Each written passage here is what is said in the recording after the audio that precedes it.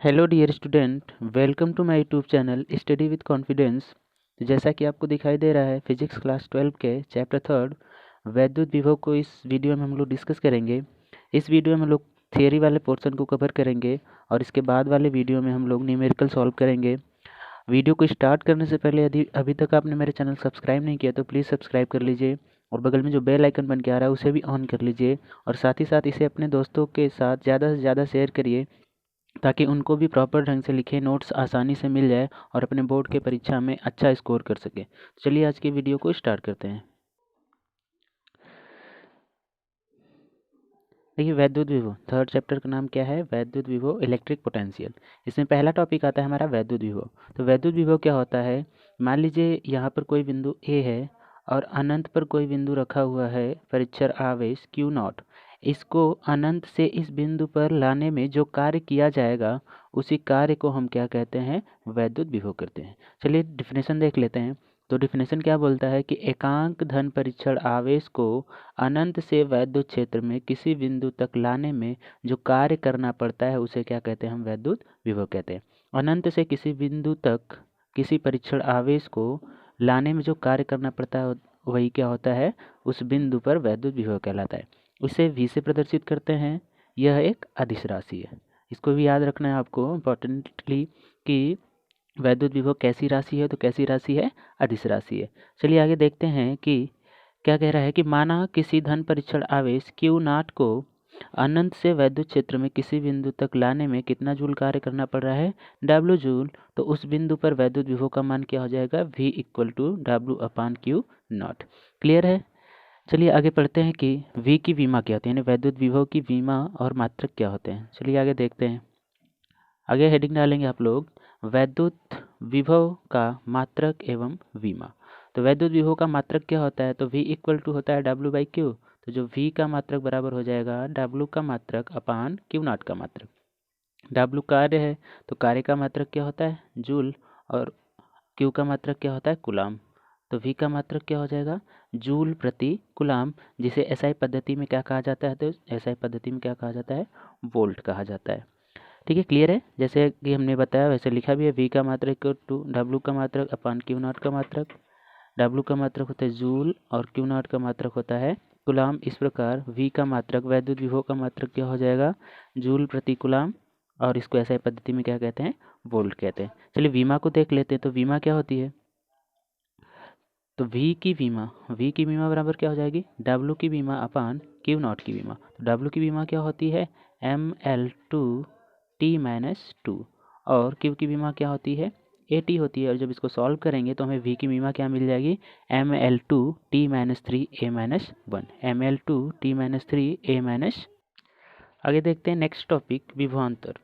तो विभवांतर क्या होता है कि बाह्यकर्ता द्वारा एकांक धन परीक्षण आवेश को वैद्युत क्षेत्र में एक बिंदु से दूसरे बिंदु तक ले जाने में जो कार्य किया जाता है उसे इन बिंदुओं के बीच विभवांतर कहते हैं। विभवांतर का मात्रक वही होता है जो विमा की होती है। जो वैद्युत विभव की होती है वही विभवांतर की भी होती है। विभवांतर भी क्या है? अदिश राशि है। ठीक है, जैसे वैद्युत विभव का मात्रक क्या होता है? तो जूल प्रति कूलाम, जिसको क्या कहते हैं एसआई पद्धति में? तो वोल्ट कहते हैं। क्या कहते हैं? वोल्ट। ठीक। फिर इसके बाद विमा क्या होती है? तो विमा होती है mL2T-3A-1। ये वैद्युत विभव की विमा होती है। तो वही विमा किसकी होती है? विभवांतर की भी होती है। देख लेते हैं विभवांतर को, समझ लेते हैं कैसे विभवांतर को समझ सकते हैं। जैसे मान लीजिए यहाँ पर कोई आवेश है Q और यहाँ पर बिंदु A है और B है। B से कुछ दूरी पर, या फिर उसको अनंत मान सकते हैं हम। अनंत पर एक परीक्षण आवेश क्या है? Q नॉट रखा हुआ है। Q नॉट को B से A तक लाने पर, Q नॉट को B से A तक लाने में जो कार्य करना पड़ेगा वही क्या होगा? इन दोनों बिंदुओं के बीच विभवांतर होगा। यदि बिंदु A पर विभवांतर क्या है? VA तथा B पर क्या है? VB। तो VA माइनस VB बराबर क्या हो जाएगा? W/Q not. W/Q not. चलिए आगे देखते हैं। देखिए सामने लिखा है आपके, यहाँ पर एक प्लस क्यू आवेश है जिसके वैद्युत क्षेत्र में दो बिंदु ए और बी स्थित हैं तथा इससे अनंत दूरी पर एक आवेश परीक्षण आवेश क्यू नॉट रखा हुआ है। माना एक धन परीक्षण आवेश क्यू नॉट को बिंदु बी तथा ए तक ले जाने में किया गया कार्य W हो तो बिंदुओं के बीच विभवांतर क्या हो जाएगा, VA माइनस VB। आप लोग सोच रहे होंगे कि VA माइनस VB क्यों लिखा जा रहा है, दिमाग में सवाल आ रहा होगा। तो VB माइनस VA इसलिए लिखा जा रहा है कि जब भी हम किसी चीज़ को सॉल्व करते हैं तो हम हमेशा अंतिम माइनस प्रारंभिक करते हैं। देखिए जैसे B से लेकर जाना है A पर, तो A होगा अंतिम और B होगा प्रारंभिक। तो अंतिम माइनस प्रारंभिक करेंगे तो हमें मिल जाएगा VA minus VB equal to W upon Q nought. यदि डेल्टा V विभवांतर हो तो हम इसको लिख सकते हैं कि delta V equal to W upon Q nought, और W इक्वल टू हमें क्या मिल जाएगा, q nought into delta V। अब देखिए आगे क्या कह रहा है कि यदि आवेशित कण वैद्युत क्षेत्र में गति करने के लिए क्या है, स्वतंत्र है। तो जब कोई भी कण गति करता है तो उसमें क्या आ जाती है, गतिज ऊर्जा आ जाती है। तो आगे बता रहा है कि तो कण को एक बिंदु से दूसरे बिंदु तक ले जाने में प्राप्त गतिज ऊर्जा किए गए कार्य की क्या होगी, बराबर होगी। जो गतिज ऊर्जा होगी किसके बराबर हो जाएगी, के बराबर हो जाएगी W के। अतः हम लिख सकते हैं कि गतिज ऊर्जा के equal to q dot delta V, समीकरण 1 से। अब मान लिया यदि कण का द्रव्यमान क्या है, m है तथा प्राप्त वेग क्या हो, v, तो गतिज ऊर्जा क्या हो जाएगी, half mv² equal to q delta v। और यहाँ से v² बराबर हो जाएगा 2q इंटू डेल्टा v, और v बराबर क्या हो जाएगा, सॉरी अंडर रूट हो जाएगा, under root 2q into delta v upon m, जहाँ m क्या है कण का द्रव्यमान और q क्या है उसका आवेश और v क्या है विभवांतर है। चलिए आगे है कि एक इलेक्ट्रॉन वोल्ट ऊर्जा क्या होती है, एक इलेक्ट्रॉन वोल्ट ऊर्जा क्या होती है। तो कह रहा है कि इलेक्ट्रॉन वोल्ट कार्य अथवा ऊर्जा का बहुत छोटा मात्रक होता है जिसका प्रयोग भौतिकी में किया जाता है। ये ऊर्जा का क्या है, बहुत छोटा मात्रक है। इसकी डेफिनेशन क्या होती है, तो डेफिनेशन को देख लेते हैं कि एक इलेक्ट्रॉन वोल्ट वह कार्य है जो किसी इलेक्ट्रॉन को एक बिंदु से दूसरे बिंदु तक ले जाने में किया जाता है जबकि उसके बीच का विभवांतर क्या हो, 1 वोल्ट हो। यानी एक इलेक्ट्रॉन वोल्ट क्या है, एक प्रकार से कार्य है जो किसी एक इलेक्ट्रॉन को एक बिंदु से दूसरे बिंदु तक ले जाने में किया जाता है जबकि उनके बीच का विभवांतर क्या हो, 1 वोल्ट हो। दूसरे शब्दों में हम गतिज ऊर्जा के पदों में इसको डिफाइन कर सकते हैं कि एक इलेक्ट्रॉन वोल्ट वह गतिज ऊर्जा है जो कोई इलेक्ट्रॉन 1 वोल्ट द्वारा त्वरित होने पर अर्जित करता है। ठीक है, तो एक इलेक्ट्रॉन वोल्ट ऊर्जा भी है, कार्य भी है। जो आप कह लीजिए कार्य और ऊर्जा में कोई डिफरेंस नहीं होता है, सेम चीज़ ही होती है। चलिए देखते हैं तब आगे।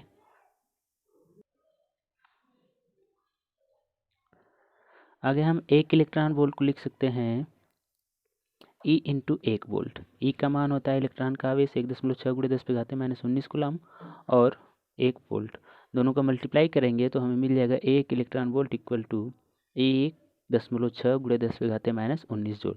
बहुविकल्पी में क्वेश्चन बनता है कि एक इलेक्ट्रॉन वोल्ट ऊर्जा किसके तुल्य है, तो किसके तुल्य है, 1.6 × 10⁻⁻19 जूल।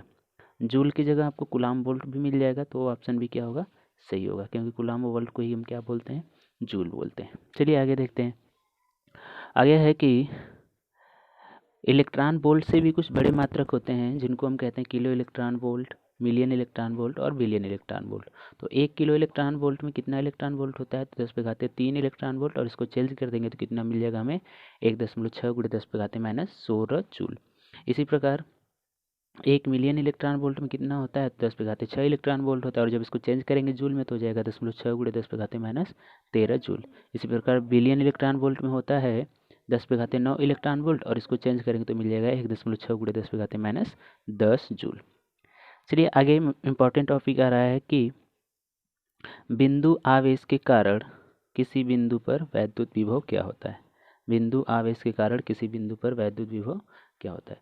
देखिए चित्र बना हुआ है, एक आवेश रखा हुआ है +q बिंदु O पर, और बिंदु A से r मीटर की दूरी पर स्थित एक बिंदु A है जिस पर वैद्युत विभव का मान हमें क्या करना है, ज्ञात करना है।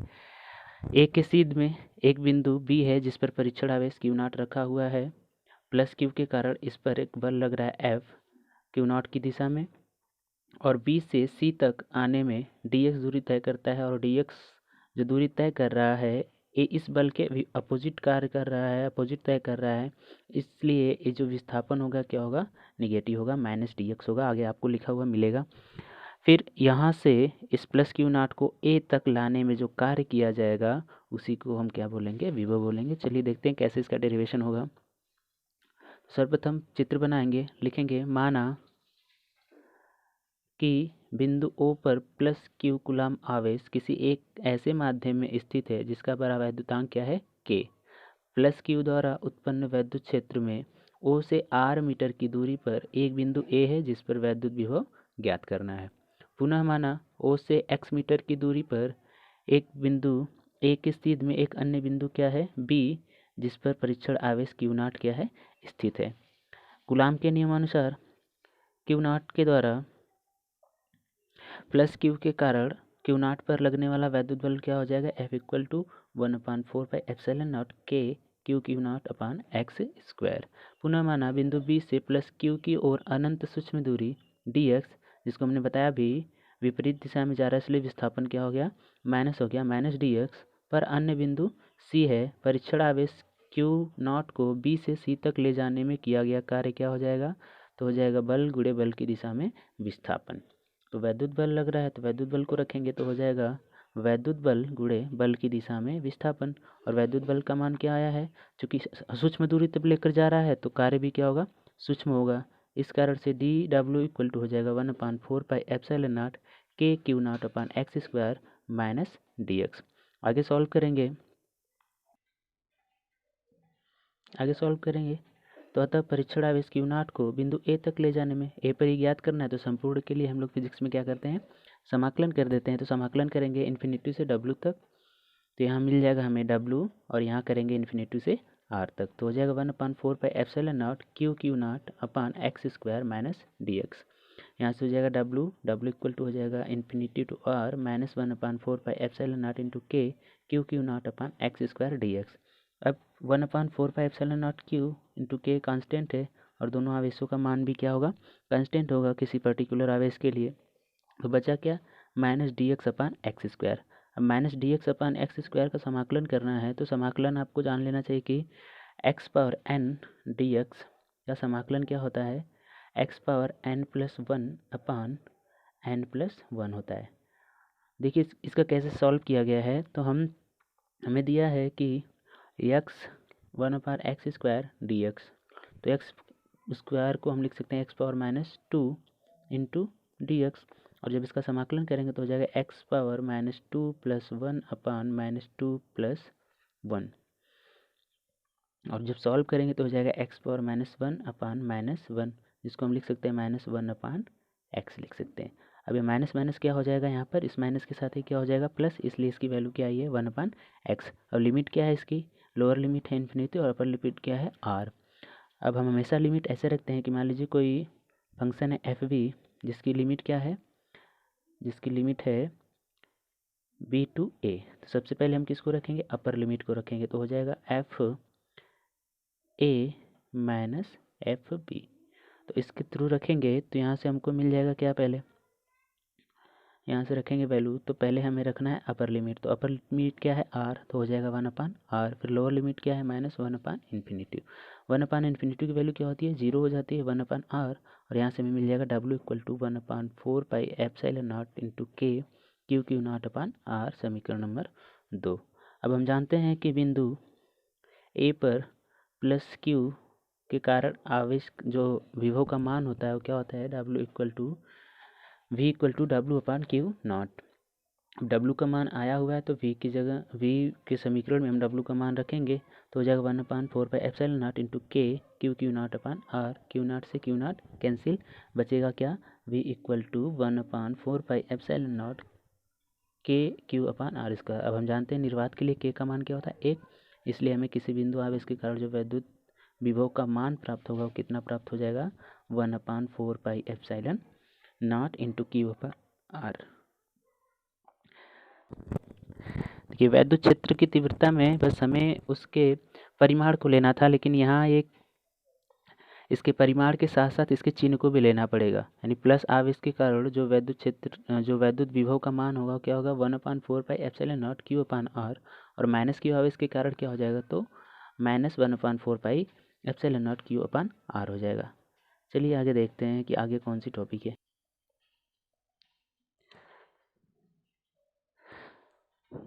आगे टॉपिक है वैद्युत द्विध्रुव के कारण वैद्युत विभव।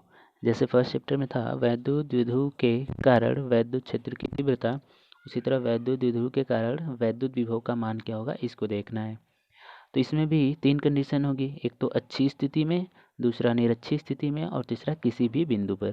तो पहले कंडीशन को देखते हैं अच्छी स्थिति में। तो सबसे पहले इसके चित्र को समझ लेते हैं। चित्र को समझने के बाद जो लिखा हुआ है उसको आपको लिख लेना है कॉपी पर। देखिए चित्र क्या है। देखिए -Q तथा +Q आवेशों से मिलकर एक वैद्युत द्विध्रुव बना है AB, जिसके बीच की दूरी क्या है 2L है। जिसके बीच की दूरी क्या है 2L है। अब इसके द्विध्रुव के मध्य बिंदु से r मीटर की दूरी पर स्थित एक क्या है बिंदु P, जहाँ पर हमें वैद्युत विभव का मान क्या करना है ज्ञात करना है। अब देखिए +Q आवेश से इसकी दूरी क्या हो जाएगी, तो +Q आवेश से इसकी दूरी क्या हो जाएगी, ये पूरी दूरी कितनी है r, ये पूरी दूरी कितनी है r, और a दूरी कितनी है l। अब पूरी दूरी में से a दूरी l हम घटा देंगे तो हमको जो शेष दूरी मिलेगी वो क्या मिल जाएगी r माइनस l, यानी a वाली दूरी क्या होगी r माइनस l होगी। ये पूरी दूरी क्या हो जाएगी r माइनस l। इसी प्रकार ये पूरी दूरी कितनी है r, तो a से लेकर यहाँ तक की दूरी कितनी है l, तो ये पूरा दूरी क्या हो जाएगा हमारा r प्लस l हो जाएगा। यानी bp बराबर हमें क्या मिल जाएगा r माइनस l, और AP बराबर क्या मिल जाएगा हमें r प्लस l। आशा करते हैं कि चित्र आपको समझ में आ गया होगा। तो चलिए देखते हैं कैसे लिखेंगे, कैसे अगर परीक्षा में आ जाता है तो कैसे इसको लिखना है और कैसे सॉल्व करना है। तो सर्वप्रथम लिखेंगे हम कि माना एक वैद्युत द्विध्रुव AB एक ऐसे माध्यम में रखा है जिसका परावैद्युतांक क्या है K, वैद्युत द्विध्रुव -Q तथा +Q आवेशों से मिलकर बना है, जिसके बीच की अल्प दूरी क्या है 2L मीटर है। द्विध्रुव के मध्य बिंदु O से r मीटर की दूरी पर इसकी अच्छी स्थिति में एक बिंदु P है जिस पर वैद्युत विभव हमें ज्ञात करना है। चलिए आगे देखते हैं। तो उपर्युक्त चित्र से स्पष्ट है कि AP का जो मान है यानी A से लेकर P तक की जो दूरी है ये कितनी है r प्लस एल मीटर है, क्योंकि ये r है और ये l है, तो पूरा मिला के कितना हो जाएगा r प्लस एल मीटर हो जाएगा। हमने लिख भी दिया है कि चूंकि AP बराबर क्या है O AO प्लस OP है। ठीक, इसी प्रकार BP बराबर हमें क्या मिल जाएगा, ये वाली दूरी क्या मिल जाएगी हमें r माइनस एल। ठीक, अब +Q के कारण वैद्युत विभव का मान क्या हो जाएगा बिंदु P पर, तो V1 = 1/4πε0 Q/ इनके बीच की दूरी। तो इनके बीच की दूरी क्या है BP, और इसका मान रख देंगे r माइनस एल। रख दिया। V1 बराबर हमें मिल गया 1/4πε0 into K Q/r minus L. इसी प्रकार -Q के कारण क्या हो जाएगा, तो 1/4πε0 इंटू K, और हमने बोला पहले कि वैद्युत विभव का भी जब भी मान निकालेंगे तो हम आवेश को चिन्ह सहित लेंगे। तो -Q के कारण तो -Q/AP, और AP का मान क्या है r प्लस एल। तो V2 बराबर हमें क्या मिल जाएगा -1/4πε0 into K Q/r plus L. अतः बिंदु P पर परिणामी वैद्युत विभव क्या हो जाएगा, चूँकि अदिश राशि वैद्युत विभव अदिश राशि है तो इसका बीजगणितीय योग हम कर सकते हैं। तो V बराबर हमें क्या मिल जाएगा V1 प्लस V2। अब सॉल्व करेंगे V बराबर V1 प्लस V2 को, तो हो जाएगा 1/4πε0 Q/r माइनस एल, और minus 1/4πε0 Q/r plus l. 1/4πε0 into K, और Q क्या है कॉमन है, तो कॉमन लेके सॉल्व करते हैं। आगे देखिए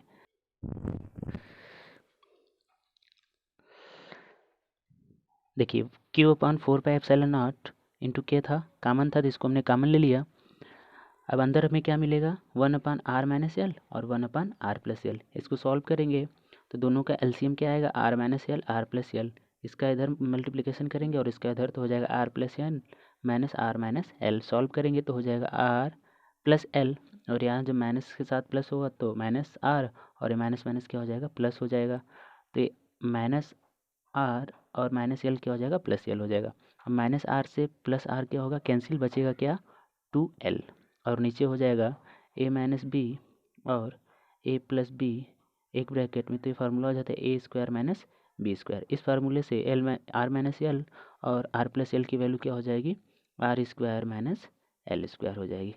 देखिए सॉल्व करने पर आया है v equal to 1/4 pi q epsilon naught q into 2l upon r square minus l square आया है। अब इसको लिख सकते हैं हम इस तरीके से कि 1/4 pi epsilon naught into k 2ql upon r square minus l square. ये हमें क्या मिल गया, v का मान। लेकिन हम जानते हैं कि वैद्युत द्विध्रुव का जो आघूर्ण होता है वो क्या होता है, p equal to q into 2l, या फिर लिख सकते हैं हम इसको 2ql। तो इसकी जगह पर हम क्या रख देंगे, p रख देंगे। और साथ ही साथ ये भी हमको पता है कि जो l का मान है r की अपेक्षाकृत क्या है, बहुत छोटा है, इसलिए l स्क्वायर क्या होगा, और छोटा हो जाएगा आर स्क्वायर से। अतः हम आर स्क्वायर की तुलना में एल स्क्वायर को क्या कर सकते हैं, नेग्लेक्ट कर सकते हैं।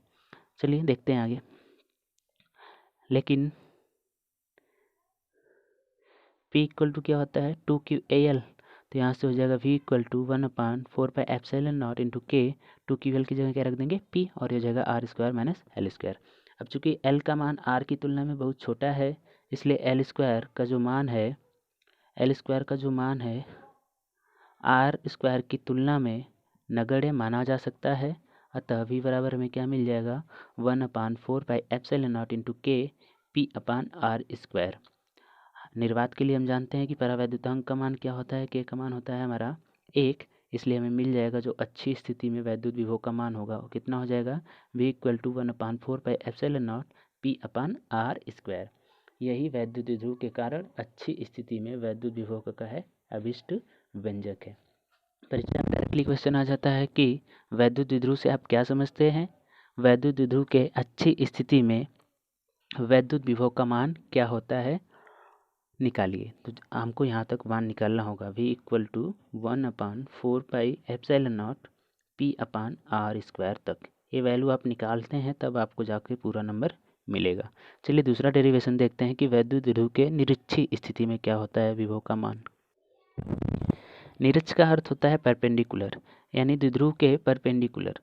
देखिए एक द्विध्रुव है जो माइनस क्यू और प्लस क्यू से मिलकर बना है, जिसके बीच की दूरी क्या है, 2l है। क्या है, 2l। ठीक है, इसके मध्य बिंदु से r मीटर की दूरी पर स्थित एक बिंदु P है, जहाँ पर वैद्युत क्षेत्र की तीव्रता हमें क्या करनी है, ज्ञात करनी है। अब P को A से मिलाया और P को B से मिलाया, PA और PB आपस में क्या होंगे, बराबर होंगे। PA और PB क्या होंगे, आपस में बराबर होंगे, क्योंकि एक ऐसा त्रिभुज बन रहा है तो ये समद्विबाहु त्रिभुज बन रहा है। देख भी लेते हैं। माना एक वैद्युत द्विध्रुव AB है, जिसके लंबार्धक रेखा पर उसके मध्य बिंदु से r मीटर की दूरी पर स्थित बिंदु P पर वैद्युत क्षेत्र की तीव्रता हमें क्या करनी है, ज्ञात करनी है। त्रिभुज AOP से, इस त्रिभुज से देख लीजिए, AOP से हमें कर्ण का स्क्वायर, AP कर्ण है AP, तो AP का स्क्वायर बराबर क्या हो जाएगा, आधार का स्क्वायर प्लस लंब का स्क्वायर। देखिए AP बराबर क्या हो जाएगा, आधार OA का स्क्वायर और प्लस लंब OP का स्क्वायर। तो आधार का मान क्या है, L स्क्वायर, और OP का मान क्या है, R स्क्वायर। तो यहाँ से हमें मिल जाएगा AP equal to under root L square plus R square. जो AP का मान होगा वही BP का मान होगा, यानी इसका मान क्या हो जाएगा, under root L square plus R square. Same इसी तरह इसका भी मान क्या हो जाएगा, L square plus R square हो जाएगा। चलिए अब देखते हैं, सॉल्व करते हैं। तो देखिए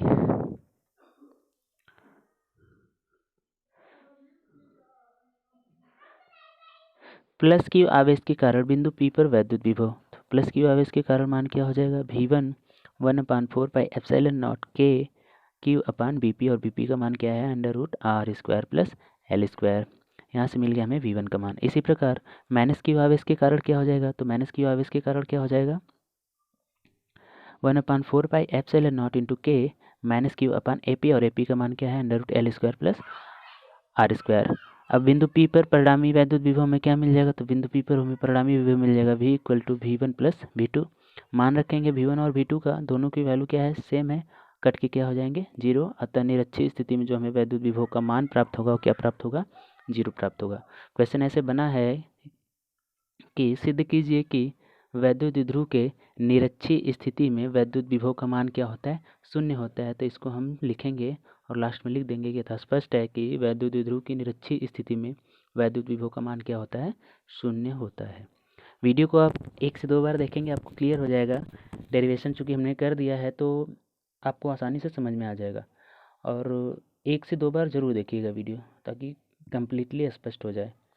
चलिए आगे देखते हैं। तीसरा, किसी भी बिंदु पर वैद्युत विभव। देखिए, इस डेरिवेशन को समझने से पहले आपको चित्र फिगर आपको बहुत अच्छे से समझ में आना चाहिए। तो देख लीजिए, पहले -q और +q आवेश से मिलकर एक वैद्युत द्विध्रुव बना है, ठीक। और इसके मध्य बिंदु से थीटा कोण पर r मीटर की दूरी पर स्थित एक बिंदु P है, जहाँ पर हमें क्या ज्ञात करनी है, वैद्युत विभव का मान ज्ञात करना है। देखिए, B से मान लिया कि B से जो P की दूरी है वो क्या है, r1, और A से क्या है, r2, O से क्या है, r है। इतना तो मान लिया हमने। अब देखिए, चूँकि A वाली दूरी और A वाली दूरी क्या है, बराबर हैं, क्योंकि B से इस पर क्या डाला गया है, लंब डाला गया है, BC। अतः जो हमारा PC और BP है आपस में क्या है, बराबर है। इसी प्रकार A से लंब डाला AD, तो हमारा जो AP है ये बराबर किसके है, DP के बराबर है, ठीक। क्लियर है इतना? फिगर समझ में आया? नहीं समझ में आया तो एक बार फिर देखिए। ये है हमारा एक वैद्युत द्विध्रुव, और इसके मध्य बिंदु से थीटा कोण पर एक बिंदु P है, ये बिंदु P है, ठीक। A B हमारा वैद्युत द्विध्रुव है, तो A से B को मिलाया और B से P को मिलाया। B से OP पर लंब डाला OC, और P को आगे बढ़ाया और A से इस पर लंब डाला AD। AP बराबर है किसके, DP के, और BP बराबर है किसके, CP के, ठीक है। इतना चित्र से आपको स्पष्ट हो जाएगा, ध्यान से समझ भी लीजिए। देखिए, ये हमारा था एक वैद्युत द्विध्रुव -q और ये +q से मिलकर बना है, जिनके बीच की दूरी क्या है, 2L है। यहाँ से यहाँ तक L और यहाँ से यहाँ तक L। अब P से A को मिला दिया और P से B को मिला दिया। मान लिया जो B से P की दूरी वो क्या है, r1, और A से जो दूरी है P की वो क्या है, r2 है। अब देखेंगे, हम लिख सकते हैं कि जो BP बराबर है, ये BP जो बराबर है किसके बराबर हो जाएगा, CP के बराबर। और CP को हम लिख सकते हैं OP माइनस OC, यानी ये पूरी दूरी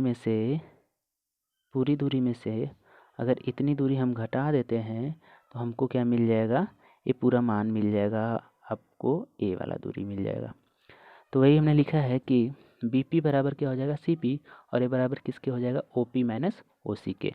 यानी यहाँ से लेकर यहाँ तक की दूरी माइनस A वाली हम घटा देंगे तो हमको मिल जाएगा A वाला दूरी, ठीक। आगे देखिए, AP का मान क्या होगा, तो AP का मान क्या होगा, AP का मान जो होगा वही मान किसका होगा, DP का, क्योंकि ये दोनों आपस में क्या है, बराबर है। और हम इसको क्या लिख सकते हैं कि इतना प्लस इतना, यानी R प्लस OD, यानी लिख सकते हैं OP प्लस OD, लिख दिया OP प्लस OD। और इसको मान लिया समीकरण 1 और इसको मान लिया समीकरण 2। अब हमें मान निकालना है OC और OD की। तो हमारे पास दो त्रिभुज बन रहे हैं। एक त्रिभुज बन रहा है हमारा OCB, समकोण त्रिभुज OCB, या समकोण त्रिभुज ना कहले तो त्रिभुज ही बस कह लीजिए। त्रिभुज OCB से कास थीटा बराबर क्या होता है, तो होता है आधार बटा के कर्ण। तो इसमें देखिए आधार क्या है, तो थीटा के ओर जो होता है वो क्या होता है, आधार, और जो सबसे लंबी भुजा होती है वो क्या होती है, कर्ण होती है। तो ये हो गया OC हो गया अपना आधार, और OB क्या हो गया, कर्ण। तो यहाँ से मान रख दिया, तो कास थीटा बराबर में क्या मिल गया, OC बटा के OB। यहाँ से देखिए ये आधार है OC और एक कर्ण है OB, ठीक। फिर यहाँ से OC बराबर निकाल लेंगे तो OB को इस तरह भेजेंगे तो क्या हो जाएगा, मल्टीप्लाई, यानी OC बराबर में क्या मिल गया, OB कॉस थीटा। इसी प्रकार समकोण त्रिभुज ODA से देख लीजिए, तो ये क्या होगा, ये हो जाएगा आधार और ये हो जाएगा कर्ण। तो सेम प्रोसेस यहाँ भी करना है। कास थीटा बराबर क्या हो जाएगा, आधार बटा के कर्ण। आधार क्या है हमारा OD और कर्ण क्या है OA, तो लिख देंगे OD बटा OA, और OD का मान क्या मिल जाएगा हमें, OA कॉस थीटा। अब OC तथा OD का मान समीकरण 1 तथा समीकरण 2 में रख देंगे। समीकरण 1 तथा 2 देखिए ऊपर है, OC और OD का मान रख देना है, तो रख दीजिए। तो हमें मिल जाएगा BP मिल जाएगा हमें OP minus OB cos theta, और BP का मान क्या है R1 और इस जगह R minus L cos theta. चूँकि OB का मान क्या है L है, देखिए ये है OB हमारा, यहाँ से लेकर यहाँ तक, इसका मान क्या है L, और OA का मान भी क्या है L, और OP जो दूरी हमारी वो कितनी है L है। यहाँ से वैल्यू हमने रखा है, तो हो जाएगा हमारा R minus L cos theta. R1 का मान मिल गया। इसी प्रकार AP की जगह रखेंगे तो R2 का मान हमें क्या मिल जाएगा R plus L cos theta. अब प्लस क्यू के कारण वैद्युत विभव का मान क्या हो जाएगा, तो प्लस क्यू के कारण हो जाएगा वही 1/4 Q अपान R1, जो BP की वैल्यू है R1, और V1 बराबर R1 की वैल्यू क्या है R minus L cos theta. तो हो जाएगा V1 equal to 1/4 Q upon R minus L cos theta, तथा माइनस क्यू के कारण सेम इसी तरह मिल जाएगा -1/4 Q upon R plus L cos theta. ठीक, इसको आप लोग कॉपी पे लिखेंगे और खुद से करेंगे, आपको समझ में आ जाएगा। इतने तरीके से हमने लिखा है कि आपको प्रॉपर अच्छे से समझ में आएगा। बस शर्त है कि आप इसको नोट्स पे बनाइए, रफ पर करिए, 1 से 2 बार करेंगे क्लियर हो जाएगा। कोई बहुत बड़ी चीज़ नहीं है। आप मैथ के स्टूडेंट से, फिजिक्स के स्टूडेंट है कि आप मैथ पढ़ के आए हैं, क्लास 10th 11th में पढ़ कर आए हुए हैं, तो इसको करने में आपको कोई दिक्कत नहीं होगी। बस शर्त है कि इसको आप कॉपी पे एक लिखिए और फिर इसको 1 से 2 बार अपने से करिए, एकदम क्लियर हो जाएगा। चलिए आगे देखते। अब बिंदु P पर जो परिणामी वैद्युत विभव का मान होगा क्या हो जाएगा V equal to V1 plus V2, फिर यहाँ से हो जाएगा 1/4 Q upon R minus L cos theta, value रख देनी है सबकी। फिर यहाँ से हो जाएगा -1/4 R plus L cos theta, फिर Q upon 4 epsilon naught common है, हो जाएगा 1 minus R minus L cos theta, L plus cos theta. Solve करेंगे इसको, इसका मल्टीप्लाई इधर, इसका मल्टीप्लाई इधर। सॉल्व करने के बाद हमको मिलेगा ये R से R क्या हो जाएगा कैंसिल, और L कास थीटा क्या हो जाएगा 2L कास थीटा हो जाएगा, 2L कास थीटा, और 2L इंटू क्यू का मल्टीप्लाई करेंगे तो किसके बराबर हो जाएगा P के बराबर हो जाएगा। लिख भी दिया हमने, लेकिन P बराबर क्या होता है Q इंटू 2L, और L क्या है बहुत छोटा है R से, तो L square cos theta R square की तुलना में क्या माना जा सकता है नगण्य, इसलिए हमें जो V बराबर मिल जाएगा वो क्या मिल जाएगा 1/4 epsilon naught P cos theta upon R square. अब इससे हम दोनों कंडीशन को सॉल्व कर सकते हैं कि अच्छी स्थिति में और निरक्षी स्थिति में। अच्छी स्थिति में थीटा का मान क्या हो जाएगा 0। देखिए केस हमने लिखा है, आगे 2 केसेस लिखी है हमने। देखिए केस फर्स्ट है कि यदि बिंदु P क्या हो अक्ष पर स्थित हो, द्विध्रुव के अक्ष पर स्थित हो, तो थीटा का मान क्या हो जाएगा 0। समीकरण 5 से हमें क्या मिल जाएगा V 1/4 epsilon naught P cos 0, और cos 0 की वैल्यू क्या होती है 1 होती है, तो मिल जाएगा हमें V equal to 1/4 epsilon naught P upon R square. इसी प्रकार यदि बिंदु P वैद्युत द्विध्रुव के कहाँ स्थित हो निरक्ष पर स्थित हो, जब निरक्ष पर स्थित होगा, निरक्ष का मतलब हमने बताया भी था परपेंडिकुलर, जब परपेंडिकुलर होगा तो थीटा का मान कितना हो जाएगा 90। तो यहाँ से हम रखेंगे तो हो जाएगा समीकरण 5 से V equal to 1/4 epsilon naught P cos 90, और cos 90 की मान क्या होता है 0, इसलिए जो हमें निरक्षीय स्थिति में वैद्युत विभव का मान प्राप्त होता है क्या प्राप्त होता है 0 प्राप्त होता है। इन तीनों जो डेरिवेशन है वैद्युत द्विध्रुव के कारण अच्छी स्थिति में जो मान आया है V equal to 1/4 epsilon naught Q P upon R आया है। इसको आप सॉल्व करेंगे खुद से, 1 से 2 बार प्रैक्टिस करिएगा एकदम क्लियर हो जाएगा। चलिए आगे देखते हैं। आगे कह रहा है कि बिंदु आवेशों के समूह से बने निकाय के कारण वैद्युत विभव। ठीक है, तो कुछ नहीं है, बस जोड़ देना है, बीजगणितीय योग कर देना है। देखिए माना कोई निकाय आवेशों के समूह plus Q1 minus Q2 plus Q3 minus Q4 तक प्लस Q5 से बना है, जिनसे क्रमशः R1 R2 तथा R3 R4 R5 की दूरी पर क्या ज्ञात करना है वैद्युत विभव ज्ञात करना है। तो बस इनको जनरली ऐसे ही जोड़ देना है, सब में 1/4 एप्सिलॉन नॉट क्या होगा कॉमन, तो यहाँ से मिल जाएगा Q1 अपान R1 माइनस Q2 अपान R2 प्लस Q3 अपान R3 माइनस Q4 अपान प्लस Q5 अपान। बस इसमें आपको याद रखना है कि वैद्युत विभव में विथ सिंबल रखेंगे, चिन्ह के साथ मान रखेंगे। अगला है कि समविभव पृष्ठ किसे कहते हैं। समविभव पृष्ठ किसे कहते हैं, समविभव पृष्ठ की परिभाषा क्या होती है, किसी वैद्युत क्षेत्र में खींचा गया वह पृष्ठ जिस पर स्थित सभी बिंदुओं पर वैद्युत विभव क्या होता है बराबर होता है। किसी वैद्युत क्षेत्र में मान लीजिए देखिए प्लस Q है, इसका अपना वैद्युत क्षेत्र है, तो इसके वैद्युत क्षेत्र में खींचा गया वह पृष्ठ जिसके सभी बिंदुओं पर वैद्युत विभव का मान क्या हो समान हो, उसको हम कहेंगे क्या समविभव पृष्ठ। ठीक है, देखिए प्लस Q है, इस पर मैंने एक पृष्ठ खींच दिया हो तो इसके सभी बिंदु इस बिंदु पर, इस बिंदु पर, इस बिंदु पर, इस बिंदु पर, सब पर विभव का मान क्या होगा? समान होगा। तो ऐसे पृष्ठ को हम क्या बोलेंगे? समविभव पृष्ठ बोलेंगे। अब समविभव पृष्ठ की विशेषता क्या होती है तो उसको भी देख लेते हैं। कह रहा है कि समविभव पृष्ठ पर किन्हीं दो बिंदुओं के बीच विभवांतर क्या होता है? शून्य होता है। परिभाषा बोल रहा है कि ऐसा पृष्ठ जिसके सभी बिंदुओं पर विभव का मान क्या हो? समान हो। देखिए, मान लीजिए ये बिंदु हो गया ए और ये हो गया बी, तो जो विभव यहाँ का होगा वी ए, वही वी बी होगा। और जब वी ए वी बी बराबर हैं तो इनका अंतर क्या आएगा? V a minus v b, इनका अंतर क्या आएगा? जीरो आएगा। और जब विभवांतर शून्य होगा तो वहाँ पर कोई कार्य नहीं करना पड़ेगा। कह रहा है किसी आवेश को समविभव पृष्ठ के एक बिंदु से दूसरे बिंदु तक ले जाने में कोई कार्य करना नहीं पड़ेगा। मान लीजिए अगर कोई आवेश यहाँ पर रखा हुआ है तो इसको इस बिंदु से यहाँ पर ले जाने पर, या फिर यहाँ पर ले जाने पर, यहाँ पर ले जाने पर, कहीं भी लेकर जाने पर उसको कोई कार्य नहीं करना पड़ेगा। तीसरा है कि समविभव पृष्ठ के प्रत्येक बिंदु पर बल रेखाएं क्या होती है? पृष्ठ के लंबवत होती है। केंद्र से जाने वाली कोई रेखा हमेशा परिधि पर क्या होता है? नहीं, 90 अंश का कोण बनाती है। इसलिए जो बल रेखा निकलेगी इस आवेश के कारण वो समविभव पृष्ठ के क्या होगी? लंबवत होगी। दोस्तों, अगर ये वीडियो आपको पसंद आया हो तो वीडियो को ज़्यादा से ज़्यादा शेयर करिएगा, लाइक शेयर सब्सक्राइब करिएगा। Thank you.